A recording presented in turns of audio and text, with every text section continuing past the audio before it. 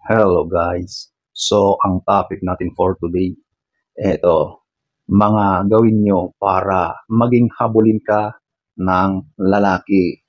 So, kung nakaka-relate ka, panoorin mo ito.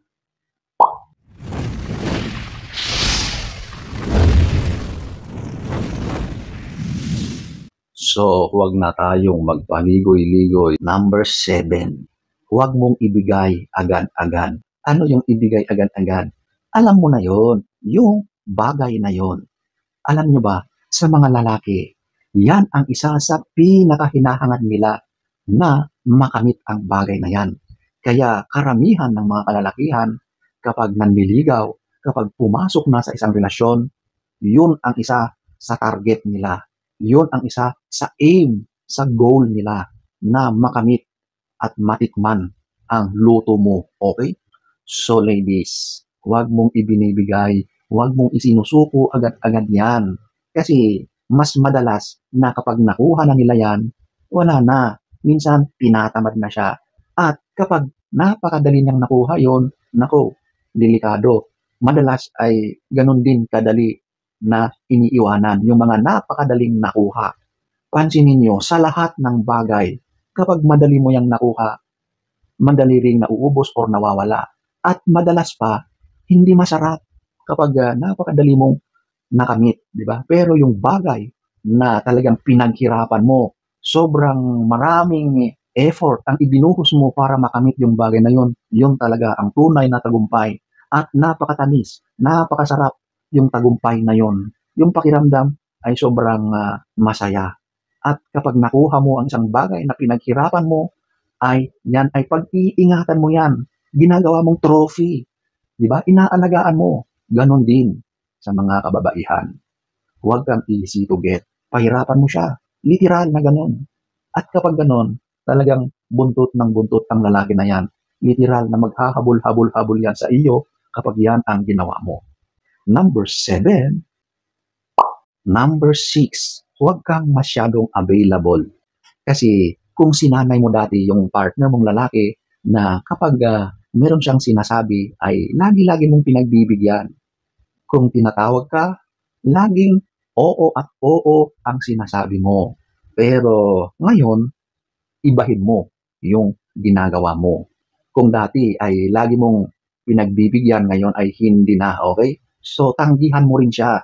Tanggihan mo yung mga hiling niya sa iyo. At kapag ginaganyan mo na siya, mapapaisip yan. Kasi hindi yan sanay na tinatanggihan mo. So, kapag ganun, ang dating niya ngayon is pupuntahan ka, tatawagan ka, maghahanap siya ng explanation mula sa iyo kung bakit ginagawa mo na yan, di ba?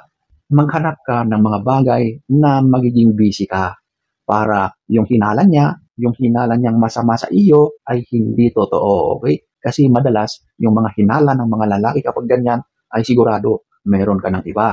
Kaya ayaw mo nang makipagkita, wala ka ng oras. Effective yan para habulin ka ng lalaki, okay? So ayan po ang number 6. Number 5, bigyan mo ng space. 'Di ba? May mga pagkakataon na nagsasabi ang isa sa inyo or yung lalaki na may gagawin siya. Nagpapaalam na may gagawin, may pupuntahan, may pinagkakaabalahan at maaring mawawala siya ng ilang araw. Sige, pagbigyan mo. Let him go. Kapag lagi mong ginagawa yan sa kanya at hindi ka nagpapakita na nag-aalala ka, na pinipigilan mo siya, kapag ganun, napapaisip yung lalaki. Okay? Parang reverse psychology na ang nangyayari sa kanya. Sa halip na matuwa siya kapag ganun, mapapaisip yan. At sigurado na baka magbago pa ang isip niya. Kasi nakikita niya sa iyo na parang wala ka man lang emosyon, parang deadma ka lang, di ba? Ni ayaw mo man lang siyang tanungin. Bakit? Or hindi mo siya pinipigilan. Sobrang mapapaisip yan. At may pag-aalala. Bakit ba ginaganito ako ng aking karelasyon? Baka meron siyang iba. Di ba? So, yung mga ganyang thoughts na tumatakbo sa kanyang utak, nako, sigurado na hindi na yan tutuloy. Okay? Whoops, pero hindi ko nilalahat ha. Kasi meron talagang mga kalalakihan na iba ang kanilang motibo. Iba talaga ang kanilang iniisip. Loko-loko talaga sila. At yung mga taong ito, hindi na yan magbabago, okay? Kung humihingi ng space, ituloy mo, ibigay mo at huwag mo nang pabalikin, okay? Kasi sakit lang yan sa ulo. So ayan po, ang number 5. Number 4, ito yung maging inspirasyon ka sa kanya. Kapag nakikita ng lalaki na nai-inspire siya sa nakikita niya sa iyo, sa mga katangian na nakikita niya sa iyo, sa mga pag-uugali mo, yan ay nagbibigay sa lalaki ng inspirasyon. At alam niyo ba na kapag inspired ang lalaki, yan ay nagbabago, umaayos ang buhay niya, nagiging mas masipag siya sa mga ginagawa niya dahil naging inspired siya sa mga bagay-bagay na nakikita sa iyo. At kapag ganyan na, ang dating ng lalaki is mas nagiging clingy siya sa iyo, mas napapamahal siya. At kapag ganyan, ayaw na ayaw niyang mawala ka sa piling niya. So ayan po ang number 4. Number 3, ito, panatilihin yung mystery, yung misteryo. Ito yung mga detalye or mga information tungkol sa iyo, okay?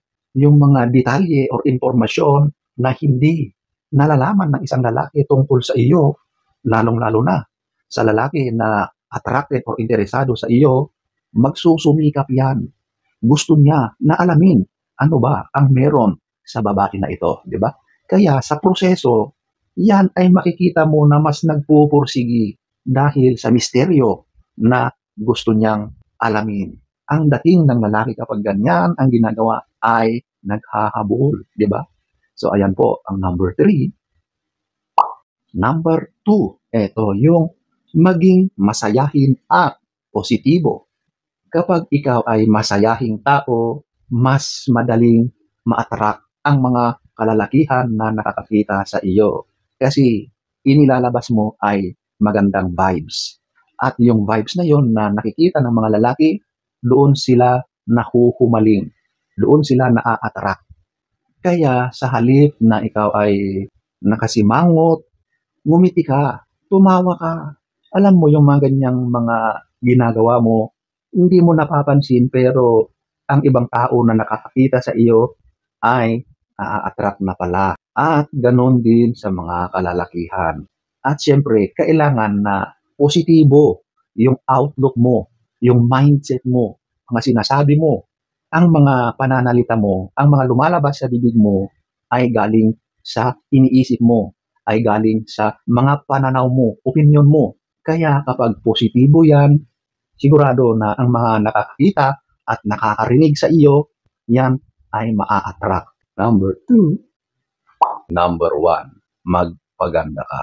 So, literal na ayusin mo ang sarili mo.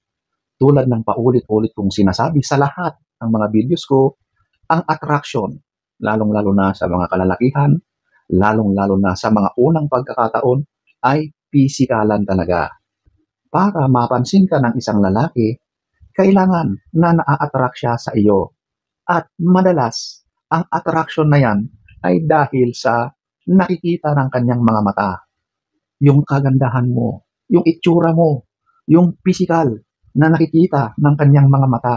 Yun ang unang mga dahilan kaya na-attract ang lalaki sa iyo.